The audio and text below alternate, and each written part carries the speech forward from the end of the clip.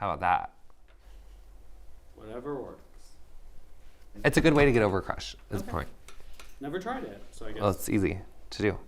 You try it. You can try it sometime. Class is back in session, and welcome to Love School. And before we get started, don't forget to celebrate my open shoulder and like and subscribe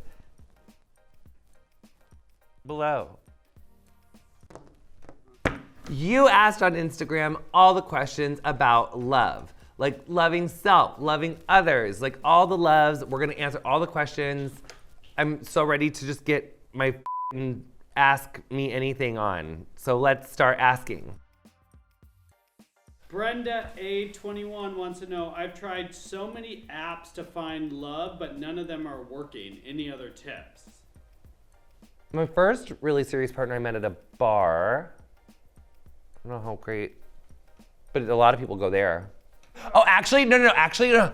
When I was in rehab, and there's like these straight people there, and I was like, where do you guys go? Like, what do you do? Because it's so easy for us. I was like, what do you guys do? And she said that straight people cruise at the grocery store. So maybe like just go push a cart around a grocery store. What are you doing? She's better off going to Instagram. I met my husband on Instagram. I've met all of my lovers on Instagram. Because you can see their topless pictures, most likely. You can like see what they're about. Get on Instagram. That is the answer. Get on Instagram. You send out 2 likes to begin with. Okay, so we're getting this in from Jerry Bear. 2 likes. 2 photos. From like Older. 4 years ago. Like be total psycho. Like go way back. Maybe it's a little revealing. Like I want that. If they like back, they'll sometimes like 2 to 4 back. Then you throw the follow. Oh. Then you send the DM. Oh. Make like Taylor Swift, be fearless, go exploring, and you're gonna find lots of people. But as they say, you do probably have to kiss a lot of frogs. I know I had to kiss a lot of motherfucking frogs.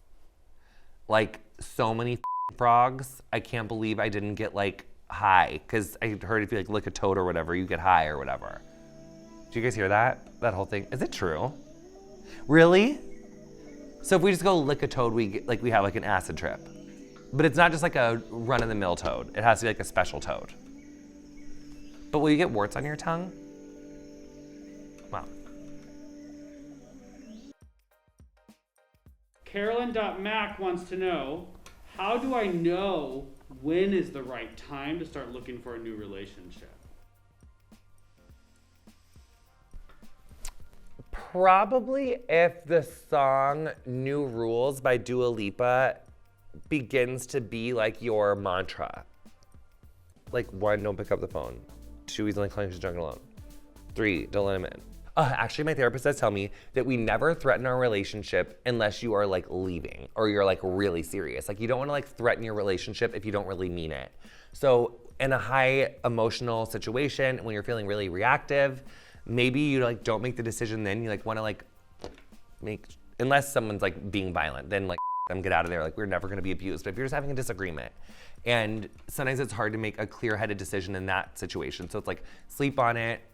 You know, you don't have to make a decision right now. Think about it tomorrow. So I think just being patient with yourself is the key to being able to know like what you really want to do, what decision you really want to make. Patience, clarity, compassion for yourself. Caitlin Restool wants to know, my boyfriend and I, both 19 years old, have been dating for a year. I want to move in together. Is it too soon? No, I don't think it's too soon after a year, but you also probably like are not gonna like be with this person for you're 19. That's really mean, but it's true. Like I just like when I was 19, I was like, oh my God, like it's my person. It's probably not your person. It could be for a few years, but I don't know that many people who got together at 19 and they're still together. Maybe don't move in together. Because why? What's the point? Is it to save money? That's not a good reason to move in together. You're gonna hate him or her or them in no time.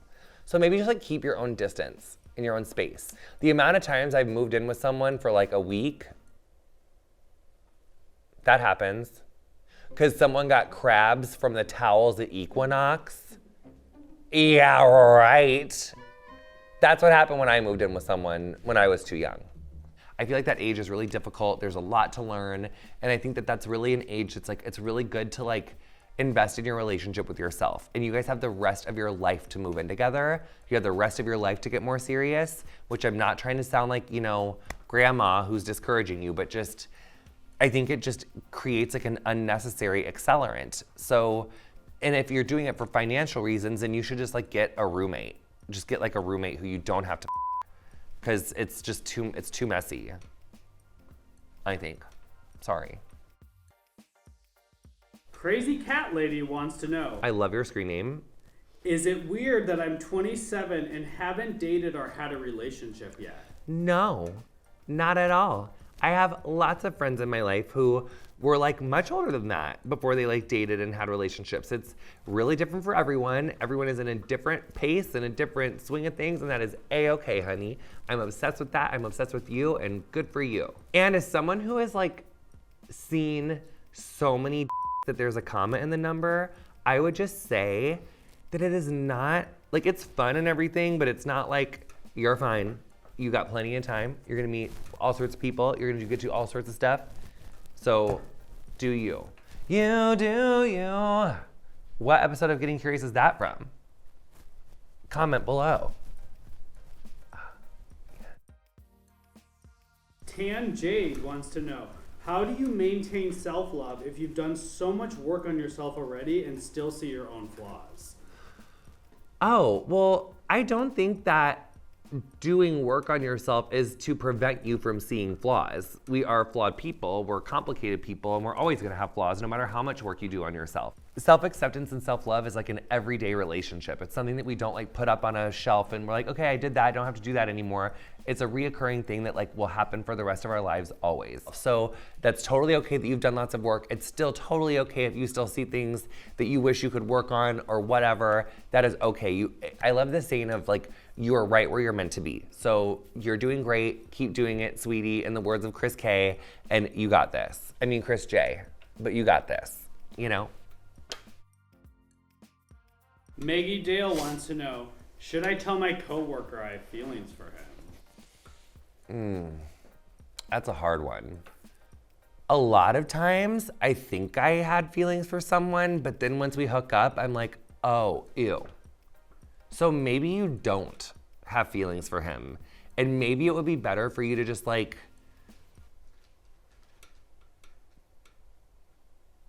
Find someone new. yes, find a new crush. Or you could imagine that their private parts are covered in like pussy, green, and like flea maggots. And just gross yourself out when you think about them. And then it'll be much easier. How about that? Whatever works. It's a good way to get over a crush, is the Okay. point. Never tried it, so I guess. Well, it's easy to do. You try it. You try it sometime. How can I navigate jealous feelings regarding my bestie's new lover? I think it's important to know that all of those feelings are valid. They are just totally valid, and there is nothing wrong with you. You're not a bad person for having jealousy. I think jealousy is like a totally normal human emotion. And I think it's really like the shame associated with the jealousy that makes it so toxic. Like, what does this say about me? Am I a bad person? Like, why am I not happy for my friend? I should be. No, it's totally normal. Take the pressure off. Be compassionate with yourself. You are a gorgeous person who is totally worthy of love. And so is your friend. It's giving me like law of scarcity vibes. Like we're feeling like, oh, because it's happened for someone else, it like, when's it gonna happen for us? There's not enough time, there's not enough people. Yes, there is. Yes, there is. It is just the ways of the world that makes us feel like there is not. And then we compare and then we get all sad because we're comparing. And that's the tea though, it's true. Yeah. MLV _07 wants to know, how do I get over my straight crush? Other people. A ton. You're gonna have to go to the doctor probably like every 3 weeks for your checkup. But it is what it is. Okay, well, if it's a straight guy that you have the crush on, I always associate straight men, no offense to any straight men in here or watching this, I associate straight men with like skid marks. like can't really wash their underwear right. Who even knows that under those fingernails? Probably like a coli. And not washing their hands in the airport. Do you know how many straight guys I've seen in airports straight up come out of a stall having just lit that bathroom on fire in there and then don't wash their hands? I see it all the time. So across the board, or this one time in 6th grade, I had a nightmare that I saw myself doing ballet at a ballet bar, and I was naked, and every time I plied, my scrotum became completely detached in half, and there was a peach in the middle of my scrotum. And when I woke up, I was like, ah! Ah! But it was totally fine. Like there wasn't, so you could imagine that there's like a peach, like a rotten peach in the middle of his scrotum. Then Nothing New wants to know, how do you feel long-term love while also feeling fresh and passionate with the person? Well, biologically, that does change, but I had it explained to me like this also in rehab. Lust happens from across the room, but love happens eye to eye. Your brain doesn't make the same amount of chemicals after you've been someone for like 2 years that it does when you were with them for like 2 weeks or a month. It's like a literal like biological evolutionary thing that happens in our brains.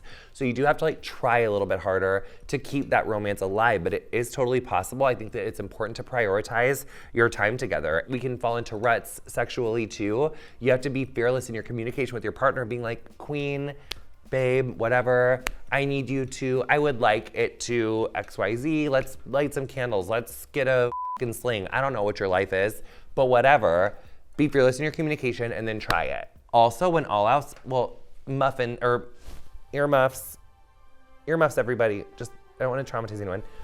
When all else fails, try anal. And that is like a whole new world, you know what I'm saying? Okay, next question. I think we should keep that though. We'll I see. think we should keep it. Okay. Because it's sage advice. Yeah. Bird Jocks wants to know, how do I be more open and vulnerable while dating? This is so hard. Because I do feel like playing with your butthole will make you more playful. Maybe don't force it. Because if you're not feeling open and vulnerable, then maybe that's your nervous system telling you that you don't feel safe with that person. Or like, because you need to listen to yourself. When we do feel a little bit more insecure and closed up, it's because we're like kind of coming from a fear-based place about what that person might think.